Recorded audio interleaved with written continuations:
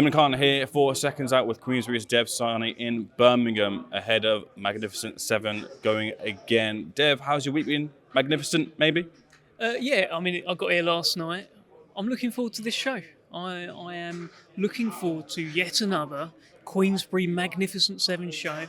Frank has brought back the concept. He's brought back the good times. He's brought back the big nights to Birmingham, and we're all systems go on Saturday night. The main event's a cracker.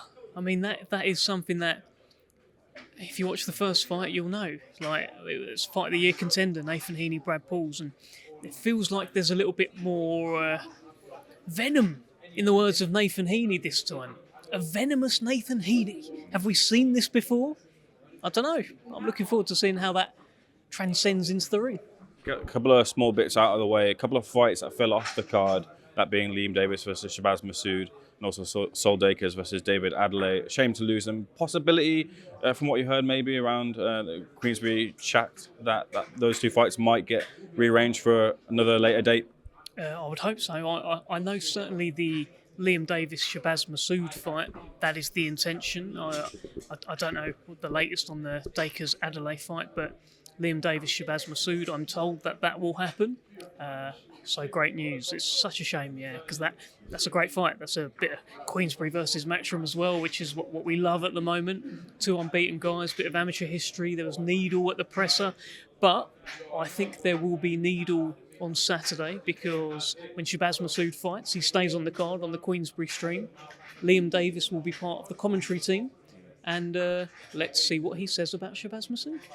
Ashley versus Andrew Kane naturally caught the eye, and I hadn't seen up until now a fighter reading a book at a press conference, unless I'm not remembering anything, let alone it being the secret. But it was a choke hold that kind of left an impression in my memory off of the back of that. Why do you think that was, and how do you think that fight goes? Andrew Kane is he's a Merseyside menace, right? And he's been brought up in a way where if you challenge him to a fight, the likelihood is that you're going to fight. There's no theatrics with him, so he won't be doing stuff for camera. He doesn't say stuff for camera. He's as real as you get. So if someone says to Andrew Kane, do you want to go now? There's a good chance he'll try and go now. So that's kind of what we learned from that. Big fan of Ash Lane, big fan of his story. I like that he was up there reading a book. Nice, isn't it? It's just clever, reading The Secret, manifesting. And he's done a bit of manifesting, right? This is a guy that was rock bottom, homeless, suicidal. Now he's on the top table. Now he's in big fights under bright lights. It's an incredible story. So yeah, my lasting memory from that is their exchanges at the presser. It was good. Kane says he's really going to take his head off. Lane says, no, you're not. I can't wait to find out. Kane with a choke, not quite the choke slam. We'll see if he gets the slam or the win, I guess, is probably better at the weekend. Manifesting, Shantel Cameron looking to manifest a big fight. Queensberry's debut for her. You've got a queen of Queensberry already in the form of Raven Chapman. You welcome him now, Shantel Cameron, to the fold. Look, big fights are on the horizon. Can't afford to slip up against Mechled, but you feel that she can secure something big after getting this victory on Saturday. Yeah, she wants her belts back. That's kind of where she is with it. She was undisputed, right? She had everything, and she is the only female. She's obviously female fighter, but the only fighter as a professional to beat Katie Taylor. And Katie Taylor got the chance to avenge that. Katie Taylor did avenge that, and Shantel Cameron didn't get the chance to avenge it back. So there's a bit of a bee in her bonnet, a fire in her belly, and she is on a mission. And it could be Katie Taylor in the future. It could be anyone else that gets in her way. But her mission statement's pretty clear. She wants her belts back, and she wants big fights. She's in the right place for it. Let's open the doors to the wider discussions in the boxing sphere. First of all, 258 let out a tweet yesterday looking for an update as to Daniel Dubois' status regarding his enrollment onto VADA. What do you know about that situation? I think Frank Warren and Queensberry have since put out a statement saying, look, he's enrolled now, but what was your understanding of that situation? My understanding was that one party put out a tweet and another party put out a tweet replying to that tweet, and that really it's a nothing story. I think that's probably the main takeaway. There's nothing to it. Do you know at all when Dubois did enroll to VADA? I've got no idea. Fair enough, Dev. Something that you'll be able to give me your thoughts on, though, is I had a good conversation with Duke McKenzie, MBE, and he also said something that Thomas Hauser also mentioned, that he feels that the winner of Dubois versus Joshua is a paper champion, considering that Alexander Usyk won the undisputed heavyweight titles and had to vacate his titles, otherwise he'd be stripped from it. What's your thoughts on that? Do you feel that Dubois is getting the credit? Maybe he is missing the credit he deserves off of the back of the Hrgovic victory. What would you feel about that statement of Dubois being, and the winner being, a paper champion? I don't agree. I think I'm pretty sure Lennox Lewis won a vacant title.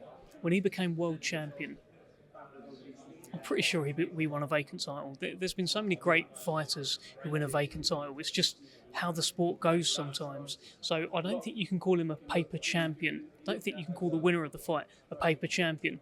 But you can hold back from calling them the man in the division, because we know the man in the division right now is Alexander Usyk, and the man who gets the chance to become the man again is Tyson Fury. So the winner of that fight is the man of the division. The winner of Joshua Dubois is the kind of guy who wants to tie up all the other belts and get them. But paper champion is wrong. I don't think you can say that. But you can't call the winner the man yet until they see the man. Well, within the discussion surrounding the fight, people kind of seem to think that Dubois will go in the same way he went in against Hrgovic and eat a load of right hands, and that'll be his downfall. Why do you think people are kind of saying that Dubois will approach the fight the same way with Joshua that he did Hrgovic? And do you feel we've got more to see from Dubois?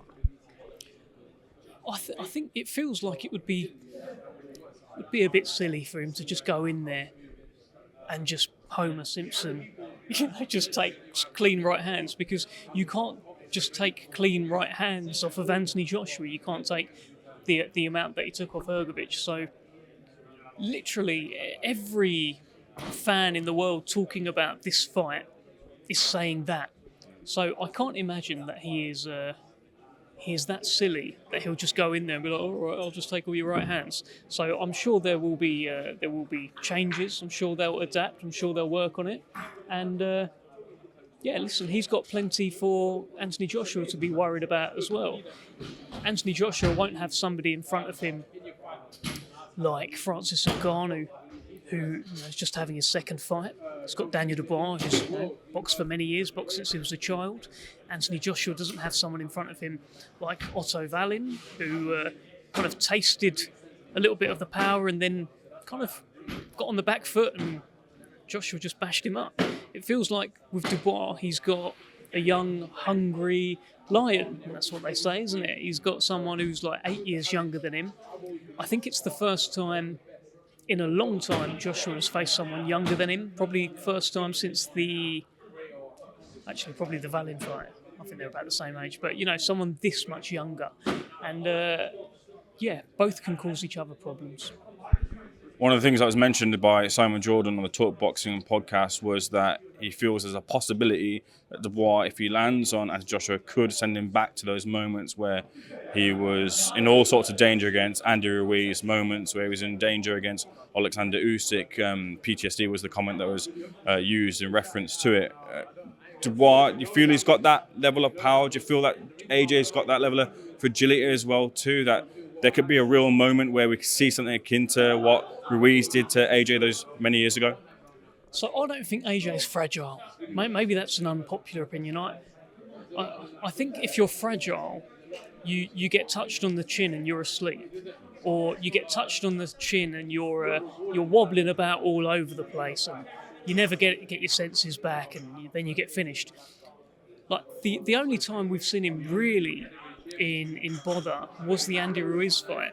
It's a fight that he finished on his feet. It's a fight that he felt that he could continue.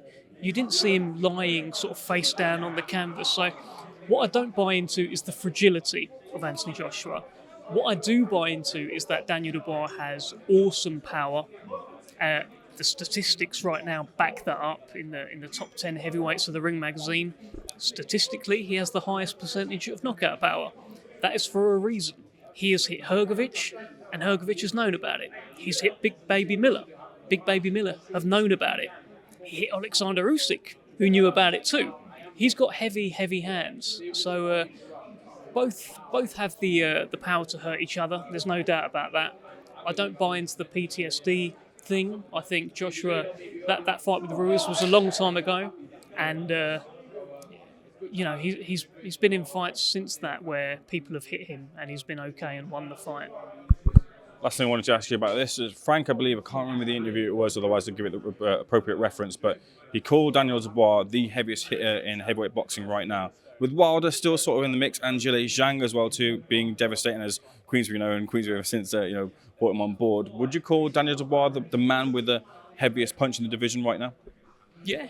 Look, as I just mentioned, I think the stats back it up right now. It's an interesting one with Wilder because he feels like he had that power, but he's not really throwing the power shots anymore right now. That's what it looks like. So you can only go by what's happened recently. He's lost 4 of his last 5 or 3 of his last 4. He's not in great form. He doesn't appear to be in the big picture right now in the top level. I'm sure he can come back if he wants to, but Daniel Dubois is the guy consistently knocking people out, knocking out guys that haven't been beat, knocking out unbeaten fighters. And I think he's closely followed by Big Bang Zhang because he can bang too. That's it. It's taking us back to the main event. We touched on it. I wanted to go back to it actually. You were sitting in the middle of the two, Nathan and Brad Pauls. Brad seemed very much evident and wanted to show this wasn't personal for him. Nathan seemed to want to kind of bring out a couple of comments that maybe kind of caught his eye a little bit.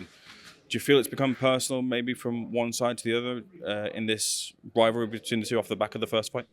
I don't know about personal. I just think it's point to prove. I think Nathan Heaney is it feels like something's got his back up and he wants to prove to people he's more than just that popular ticket seller. I think there was a moment, he mentioned it up there, they did those one-word answer interviews and Brad Pauls, as a one-word answer about Nathan Heaney, just said he was popular. That can be seen as a bit of a dig because there could be negative connotations. If you're popular, does that mean you're no good? You're just a ticket seller? Why not call him champ? Because he is the unbeaten British champion. So I can understand where Nathan Heaney's coming from there. I don't think it's personal. I think he's got a point to prove. I think he's frustrated. I think he was very close to getting his dream fight at Stoke, very close to getting a world title shot, it seemed like. And a draw with Brad Pauls ruined that dream for now. A win over Brad Pauls brings that dream back and keeps his dreams alive. So I think there's just so much on the line for Nathan Heaney, and I think he knows it. Looking forward to the fight, sir. Thank you so much for speaking to Seconds Out, sir. All the best for the week.